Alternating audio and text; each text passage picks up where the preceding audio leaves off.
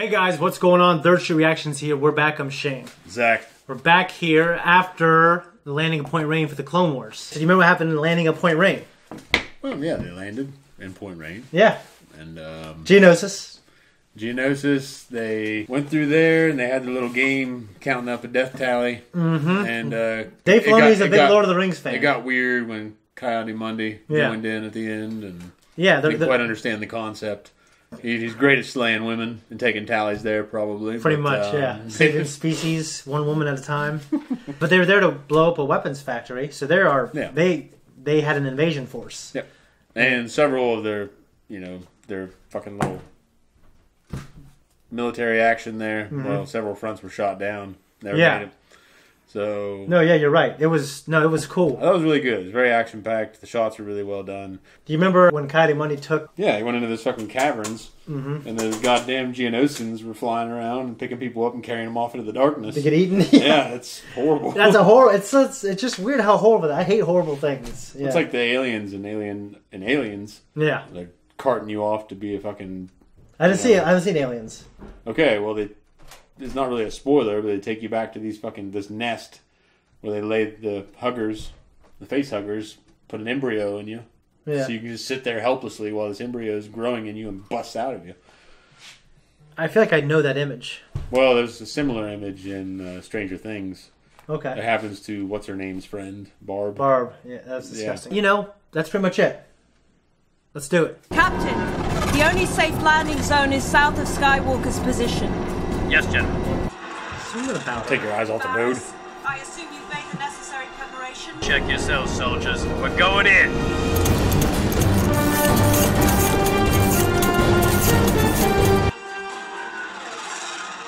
Now expect stiff resistance and from... don't forget to top off your energy cells and ration packs. Once we leave, there'll be no resupply. Anything else, Ahsoka? No. I think you've pretty much covered everything in my briefing. Very well. Squad dismissed. I just think maybe you don't trust me to give the briefing. It's not about trust. It's about getting the job done right.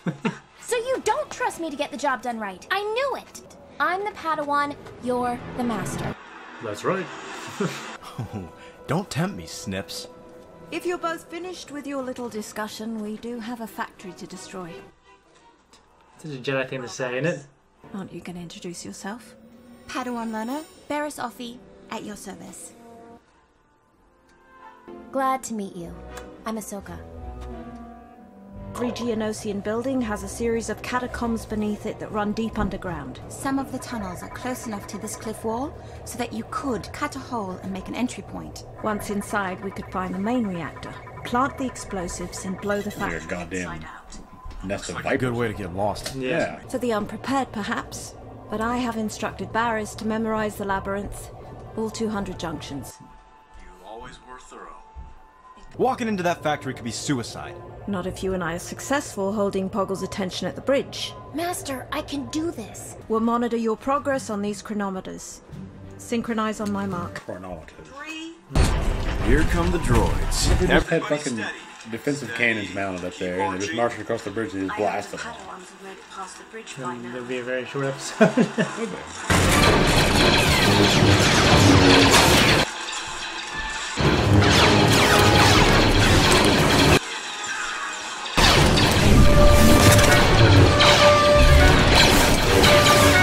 The block is pretty cool. That's some horse shit.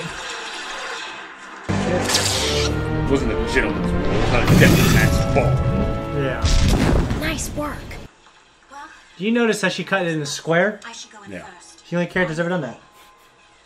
Be my guest. Ever. Well, she's very, But also, I was watching some of the special features, and it's like she's kind of more square than Ahsoka, right? If you're gonna memorize 200 passageways inside this fucking thing, I'd say you have to be kind of square. Yeah. This direction is the fastest. Maybe you're wrong. Trust me.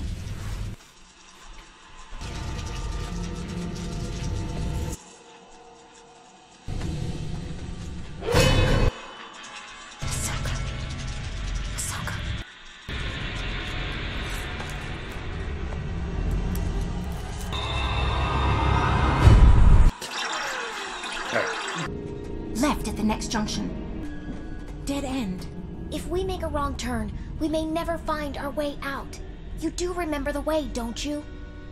Of course I do. It's this way.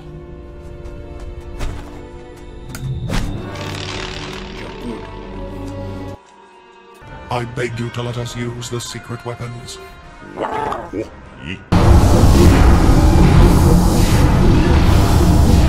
Looks like the Separatists have a new toy. Rex, pick your targets. You figure with a species that can fly, there'd just be more verticality to the architecture. Yeah. The map looked like it, but here it looks like they're... Why wouldn't he wake the other guys up?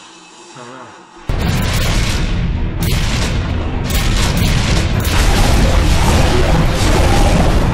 know. Our shields are holding. They can't touch us. That's a relief.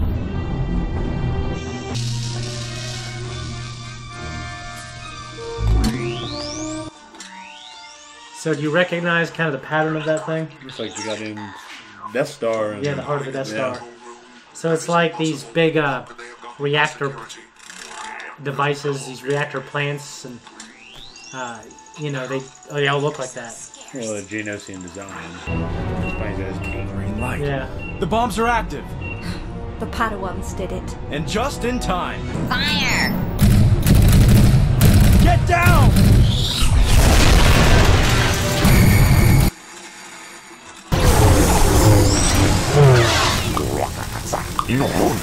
Collect their pathetic little bombs, then we will kill them. Reminds me of a big snail or slug. That, the tank? Yeah. Fool, the silver tank is impervious to all weapons. I want to draw those tanks out onto the bridge. I see what you have in mind. I always come prepared, Master. Let's go!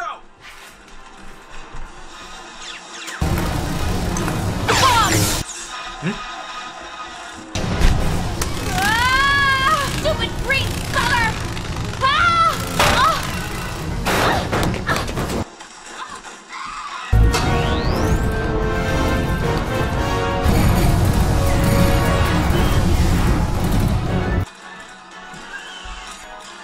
I wonder how many it would take to blow up that bridge. I was wondering why were you putting on certain, like the end of the bridge on either end?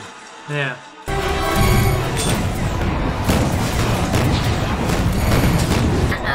Roger, roger. Ahsoka, can you hear me? Ahsoka, where are you? Where'd she go? I just circle that time. Yep. Can we give a hurry? We're square. Set off the bombs! We're trapped! I'm sorry, Master. We can't make it out. Can't make it out. Ahsoka, wait!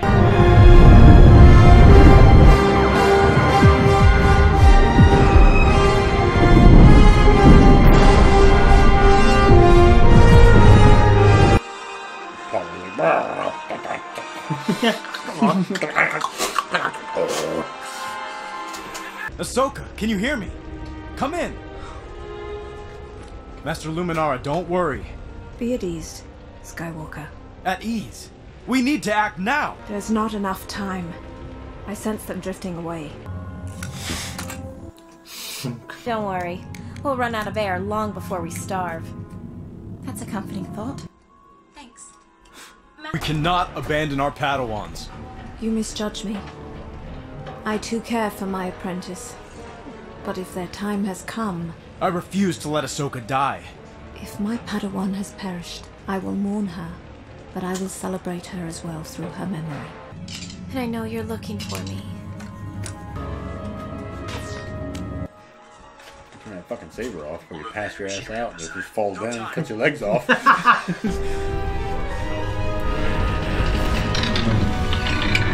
So Rex is back there just doing it. What are you doing? Brooks? Varys. Ahsoka. Embarrassed my ass. Ready to leave a little bit ago. I knew they were still alive. I told you we shouldn't give up on them. It's not that I gave up, Skywalker, but unlike you, when the time comes, I am prepared to let my student go. She gave up. Can you say the same? Guys, that was our reaction this is our discussion. And if you didn't know, I've seen this before, and Zachary is going through it for the first time. This man introduced me to Star Wars, so now I'm taking him through the new stuff. What'd you think, man? I thought it was good. I especially enjoyed the banter between Anakin and Luminara. Predominantly earlier in the episode. Yeah. I know there's evidently, you told me there's an issue with fans about her response to the Padawans being left for dead. Well, it's something up for the discussion a lot, and you have... Well, part of it I get. Yeah. Because part of it's about the Jedi's detachment. Yeah. And acceptance of death. Mm-hmm. Life and death, and understanding as part of the cycle. Yeah. Hers was a little preemptive, I feel. I agree. I mean... I understand where she's coming from, but I also feel it's preemptive. Yeah. And Anakin's fervor to save his Padawan. Yeah. And it's definitely showcasing how he is, mm-hmm. and his, the issue. They're showing the opposite end of the spectrum. When he would interrupt Ahsoka all the time, and they're showing some trust issues there about getting the job done, and his control issues. Yeah. He has a lot of control issues and attachment issues. And he wants to control the situation as much as possible, save as many of the lives that he cares about. Mm-hmm. So it's all about his control and his attachment. Yeah. That's his character. That's who he is. Yeah. So with her, she's I wouldn't say the complete opposite end of the spectrum, but she's definitely showing more of that Jedi way of... You're right. Understanding, a lot of the Jedi Masters and etc. feel that the clones are expendable. They do, especially before this show came being out. Rolled out like the droids are. Yeah, they're just organic droids. Yeah, which is one reason why, in the books at least, a lot of the clone troopers love Anakin. Yeah, he treats them like people. Yeah, in this brothers. Yeah, in this show they kind of undid it, but in the old books before this show came out, Anakin showed heroic leadership leading from the front. And a lot of the other Jedi, they kind of were in the back, giving the orders. Yeah, they exercise unheroic leadership. Yeah, but in this show, they've done away with that. Or you might say anti-hero. Yeah, which sounds weird. An anti-hero, anti-heroic. Well, it's the way good book I gave you by John Keegan, gifted you, I should say. Yeah, he characterizes them in 4 examples. There's heroic leadership. There's the anti-hero. Yeah. There's the unheroic, and then there's the false heroic. Okay. The heroic leadership was shown through Alexander the Great. Yeah. The anti-hero was the Duke of Wellington. Mm-hmm. Unheroic was General Ulysses S. Grant. Okay. In the U.S. Civil War. With his style of leadership, he didn't try to, exemplify himself. He was a very unheroic man by nature. But overall leadership, say a president of the United States, or a general, that's not how wars are fought now. Mm-hmm. And that's not what gives them their position. Alexander had to lead that way because he had to show an example to his men to have their favor in his position. But long story short, the Jedi, by and large, have different styles of leadership. And they definitely do, because it's Anakin. It feels like Anakin's personal philosophy, or the way he does things, is through heroic leadership. Which that's how he idealized Jedi in general. That's how he felt about Jedi. Like when he talked to Qui-Gon about them in rescuing. Episode 1. Yeah, he said, nothing can kill a Jedi. He imagines them as this. Yeah, you're going to free the slaves. A force to be reckoned with, and you're supposed to be the heroes of the galaxy, and that's his conception of them. Yeah, but with her, she understands. Yeah, I think that's not the Jedi. That's not what they are. Why couldn't Qui-Gon just free some slaves while he was there? Well, I guess he's not there to start a revolution. Yeah, you're right. There's a bigger picture in that case, because you're looking at a whole universe where there's worlds that are tied together through this fucking infrastructure of government and the way that they're doing things. There's a bigger picture with the Force, the dark. Well, because the Hutts are a real deal, and they control that space, and it could have caused a big intergalactic incident. It could. So there's a lot of things to observe there. That he was a little more careful than Anakin probably would be. Probably. So, which is funny because Anakin and Qui-Gon they're always kind of looked at as the most alike. They're more like mavericks, and if Qui-Gon was the one who was able to train Anakin might not have turned. He would have also probably learned a little more control and balance with his. Because Obi-Wan is very by the book. Yeah. What's interesting is Luminara's apprentice, Barriss Offee. This is her first appearance in the Clone Wars cartoon, but she makes an appearance in Attack of the Clones. and she's actually around Anakin's age. They didn't promote her to be a Jedi general. She's still a Padawan. Okay. So that's just something to keep in mind for the future. But yeah, she is older than Ahsoka, and she's very capable. You know what's interesting to me is Anakin, when he was a Padawan, he was one of the greatest assets that the Jedi had. And they were promoting Padawans maybe a little early than they wanted to, just so they can be leaders to fight in this war that they were never meant to fight in, because Palpatine set it up that way. Yeah. But Anakin, like, they had to promote him because he was by far like their greatest warrior when he was a Padawan, when he was like 19 years old. Yeah. So they promoted him, and then he's peers with like Luminara Syndulla, who's older than him, and Obi-Wan, who's older than him, and now he's on that level, and it just causes like a lot of uneasiness with the Padawans, causes uneasiness with the Jedi Masters. It makes sense. Because a lot of things are moving a lot faster than they used to. And he like they're being rushed. Yeah. So one thing that, and I saw this behind the scenes, is Anakin's philosophy always clashes with the Jedi way. But Anakin, like, his resting state is war, and when he's fighting a war, he shines bright, and his methods work, and he always saves lives, and all the stuff that the Jedi told him not to do, he does it his own way, and it works. So why wouldn't he do things his own way? That's kind of like, he's seeing more and more that, like, hey, like, you're going to give up on your Padawan, you're going to give up on my Padawan. Yeah. And I'm doing things my way, and I'm the poster boy for this war.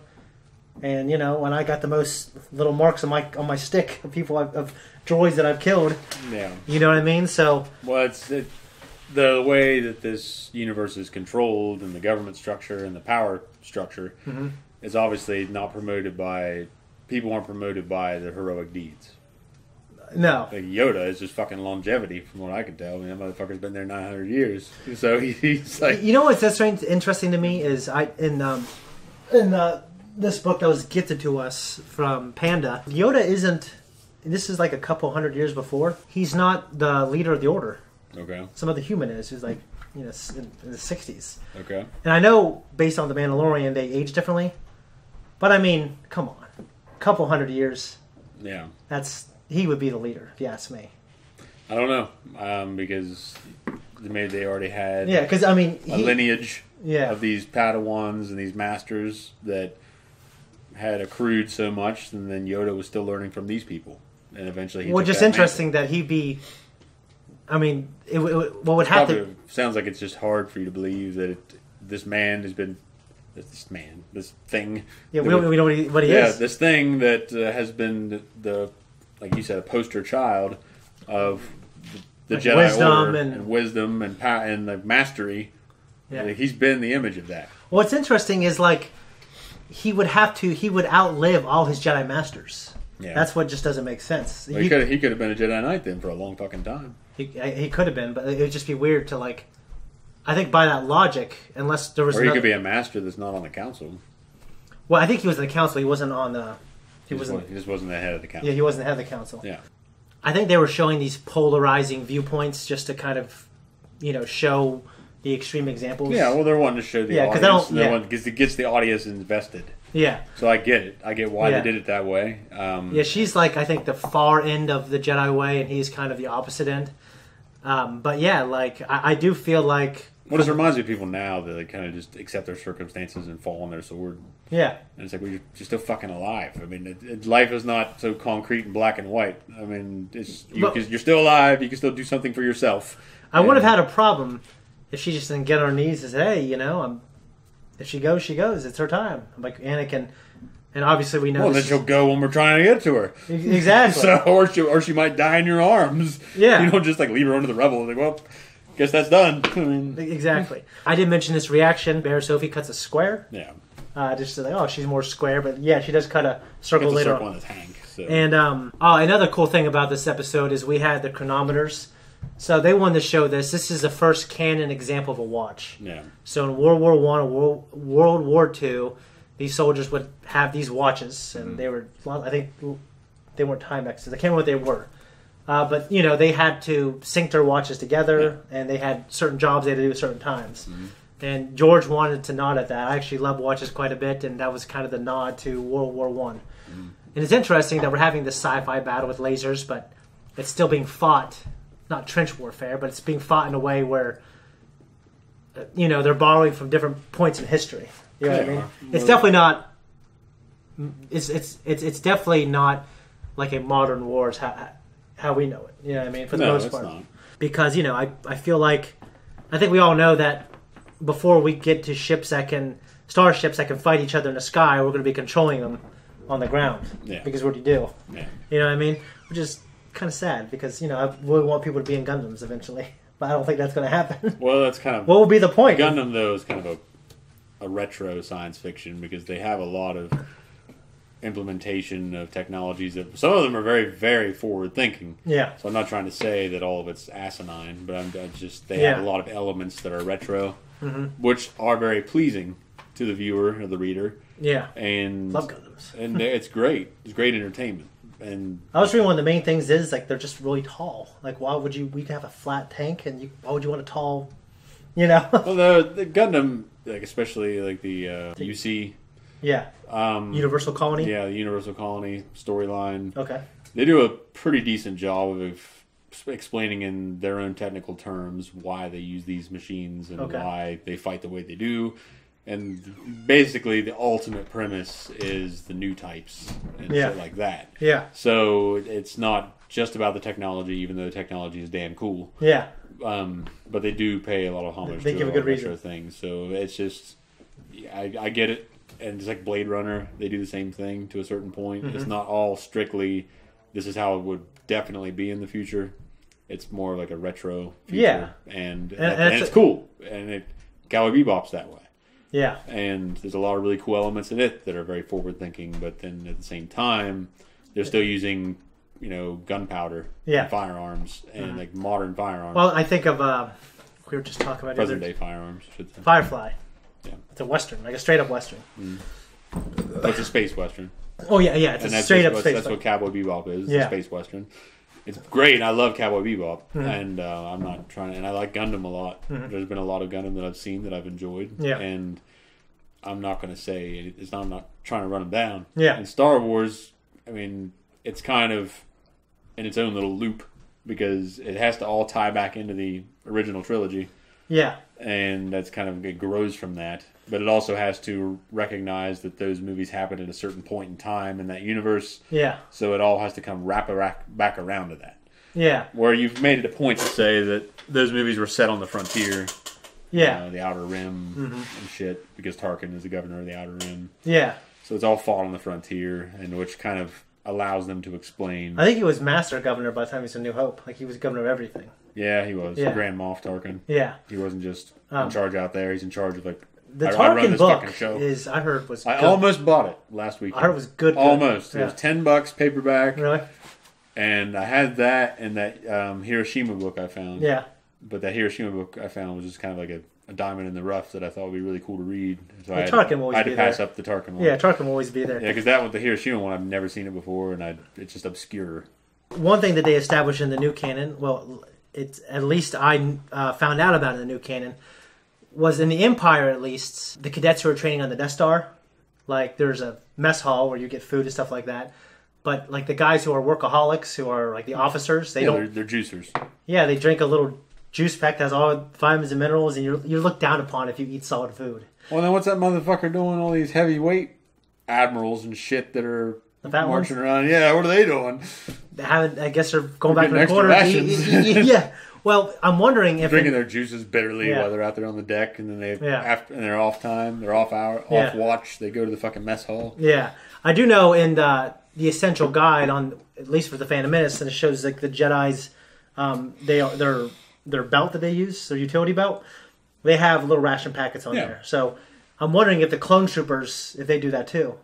Because Anakin mentioned make sure you ration up and fuel up. Yeah. And I'm wondering if they do that. It's a really good idea during wartime. You think they would? Yeah, you think they would. But most of them carry, like military personnel, carry MREs and shit like that. We never see really anyone eat in the Star Wars universe. Yeah, we do. Like, I know in Empire Strikes Back, there's a table. And we see Jabba. You mean, like cinema. Yeah. Yeah. I mean, Jabba, like, he eats that little frog things and shit. Yeah, and well, in the Phantom Menace, really eating... Luke eats at Dagobah. He does. Yoda makes that bowl of porridge. Yeah, right. Delicious, delectable swamp porridge. And in The Phantom Menace, when they're sitting around the table with Shmi and Anakin. Yeah. I don't know if they're eating though. Yeah, I and think they just got talking. floating around and shit. And Don't do that again. Yeah, so they do eat. Not very often. Well, they eat. I was very wrong, but I was very wrong. I don't got anything else to say. I really like now this. that he's wrong, we're done. Well, we're in the middle of an arc. It's getting late. It's getting late. I don't got anything else to say. Do you have a favorite part of the episode? You said you spotlighted Anakin and Luminara. Yeah, that was just an element of it I really enjoyed. Yeah, I mean, you had the clashing of the philosophies, like the way Barriss gets down. There's a little prior to that, I'm talking about when they're going on the bridge. They're talking, and she's like, "I enjoy your straightforward thinking, your rationale, simple rationale." So I mean, I just liked the banter between him and her. Yeah, and it was cool to see that as opposed to him and Obi-Wan all the time, just their cheeky shit. Yeah, and I get kind of tired of that. That Kate Moida doesn't count. Yeah, I get tired of the cheeky shit. I know it's supposed to show that they have a long history together and they're brothers and etc. But you never really see him associating with many of the other Jedi except Yoda, and Yoda's always talking down to the people he's looking up to. So you would hate that. I mean, yeah, I would. But I mean, in a sense of he's garnered so much wisdom and mastery. Everything he says is something to learn. Yeah, you don't see that like not in an arrogant way, but he's just like he knows fucking best because he's 900 years old. It's not the same type of relationship. Did you? And one thing we didn't talk about, Barriss introduced. Yeah, when they're introduced, she does a little curtsy, and Anakin gives Ahsoka that look like they're prim and proper. Yeah. They're kind of like, this is like the Jedi way. This is like a shining example of a master and Padawan, and we're kind of like the Mavericks. Yeah. So we have these like the clashing different philosophies of what makes a Jedi, and then we have them do it the proper way. With Anakin and Ahsoka, they're more rough around the edges. Yeah. But they get stuff done, and Anakin and Ahsoka, and definitely Ahsoka, saved, themselves. Yeah. So it's just. Well, they all had their part to play because the other girl got them into the catacombs. Yeah. Memorizing over 200 junctions. It's a hell of a feat. Yeah. I do remember in the books, Obi-Wan had to do insane things like that too. So well, definitely. One thing we pointed out in the reaction, that we can address here really quick before the close, is the Geonosians' architectural designs, the mechanical designs, how they design the reactor cores. You mentioned that you asked me if I recognized it. It looks like the reactor core in the Death Star in Episode 6. Geonosian design, it would make sense that it would look the same. Which is weird. I didn't come across that when I was researching this episode. Which is that they absolutely did that on purpose to show that too. Yeah, it would make sense that it would look that way because they designed that fucking thing. What's funny is like the general idea of it, because I guess more of it was developed later by Mads Mikkelsen. Yeah, he helped like. He helped implement it? He helped implement it, and they couldn't figure out a way to make the dish and to make the super weapon. Okay. Like it took him. He's the one who came up with that idea. Okay. They were basically waiting, trying to figure that out for the last 15 years. And you put that fucking chute in there, and a big fuck you. He's done. How the hell does that get built? I mean, I guess there's so many different committees. And he's like, well, we need this chute here. But why do we need that chute there? It doesn't make any sense. I said we need that chute here. In the middle of an arc, there's still a couple more episodes. I don't want to say exactly how many. Okay. We'll get to those guys, but we're out of here. It's a long conversation. Guys, thank you so much for watching this reaction, his reaction. If you like us, you want to support us, you can just like this video, subscribe to the channel, it really helps, and leave a comment down below. It really helps the algorithm. We're growing, and we want you to be with us, so keep watching.